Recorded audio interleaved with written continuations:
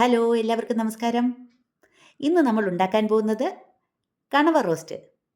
Chicken roast ഉണ്ടാക്കുന്നത് പോലെ കണവ റോസ്റ്റ് എങ്ങനെയാണ് ഉണ്ടാക്കുന്നതെന്ന് നോക്കാം. ഞാനിവിടെ 1 കിലോ കണവ എടുത്തിട്ടുണ്ട്. ക്ലീൻ ചെയ്തെടുത്തിരിക്കുകയാണ്. ഇനി ഇതിനെ കഴുകി വൃത്തിയാക്കി എടുക്കാം. ഇതിലേക്ക് 1 ടീസ്പൂൺ കുരുമുളക് പൊടി, 1/2 ടീസ്പൂൺ മഞ്ഞൾപ്പൊടി, ആവശ്യത്തിന് ഉപ്പ്, ഇത്രയും ചേർത്ത് നല്ലതുപോലെ ഒന്ന് മിക്സ് ചെയ്യാം.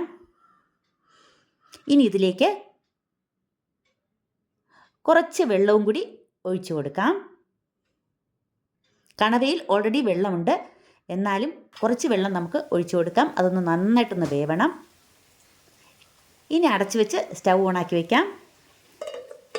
കുറച്ച് നേരം അവിടെ ഇരുന്ന് വേവട്ടെ. ഇനി ഒരു പാൻ എടുക്കാം. അതിലേക്ക് കുറച്ച് ഓയിൽ ഒഴിച്ചു കൊടുക്കാം. ഒരു സവാള നീളത്തിലരിഞ്ഞതാണ്, അത് ഇതിലേക്ക് ഇട്ട് കൊടുക്കാം. 5-6 ചെറിയ ഉള്ളിയും കൂടെ നീളത്തിൽ മുറിച്ച് അതും കൂടി ഇതിലേക്ക് ഇട്ട് കൊടുക്കാം.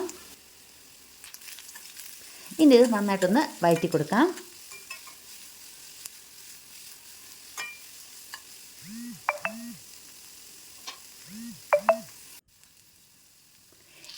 ഇതിലേക്ക് 1 ടീസ്പൂൺ ഇഞ്ചിയും വെളുത്തുള്ളിയും അരച്ചതാണ്, അതും കൂടി ഇതിലേക്ക് ചേർത്ത് കൊടുക്കാം.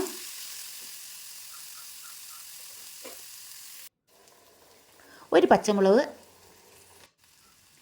മുറിച്ചതാണ്, കുറച്ച് ആവശ്യത്തിന് ഉപ്പും കൂടി ചേർത്ത് കൊടുക്കാം. നമ്മൾ നേരത്തെ കണവയിൽ ഉപ്പ് ചേർത്തിട്ടുണ്ട്, അതുകൊണ്ട് കുറച്ച് ഉപ്പിട്ടാൽ മതി. നല്ലതുപോലെ ഒന്ന് വഴറ്റി കൊടുക്കാം.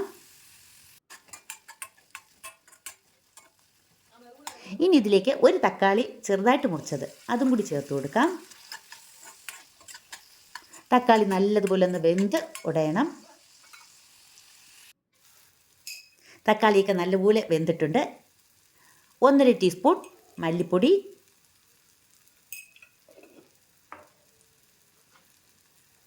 1.5 ടീസ്പൂൺ മുളക് പൊടി, ഇത്രയും ഇട്ട് ഒന്ന് വഴറ്റി കൊടുക്കുക. അതിൻ്റെ പച്ചമണമൊക്കെ ഒന്ന് മാറട്ടെ.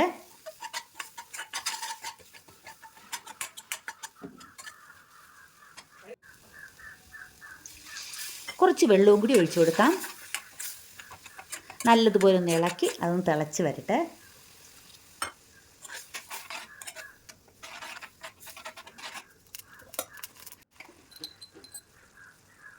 അര ടീസ്പൂൺ ഗരം മസാലയും കൂടി ചേർത്ത് കൊടുക്കാം.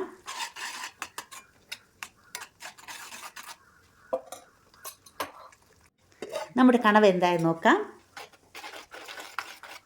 കുറച്ച് വെന്തിട്ടുണ്ട്. ഇനി കുറച്ചും കൂടി അത് വെന്ത് കിട്ടാനുണ്ട്.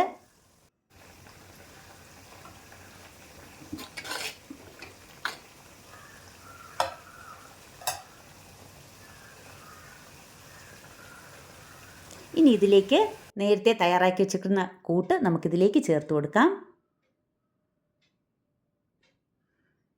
നല്ലതുപോലെ ഒന്ന് ഇളക്കി കൊടുക്കാം. കണവയിലേക്ക് ഈ കൂട്ടൊന്ന് നന്നായിട്ടൊന്ന് പിടിക്കട്ടെ. അടച്ചു വെച്ച് കുറച്ച് നേരം കൂടി ഒന്ന് വേവിക്കാം.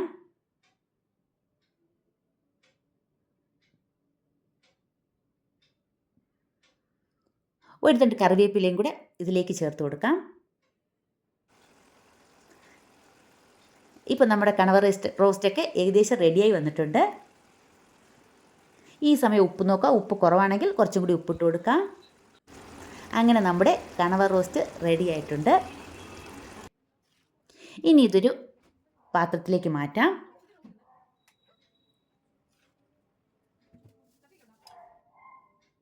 ഇതെല്ലാ പേരും ഒന്ന് ഉണ്ടാക്കി നോക്കണം.